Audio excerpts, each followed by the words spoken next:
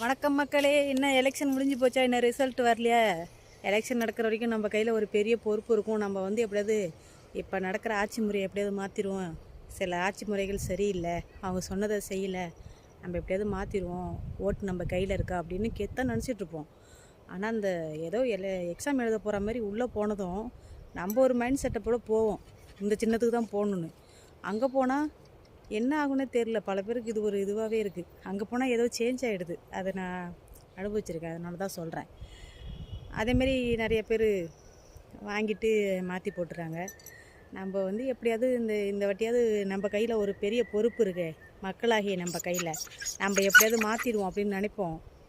ஆனால் எங்கெங்கே மாற்ற முடியுது, எங்கே மாறுது?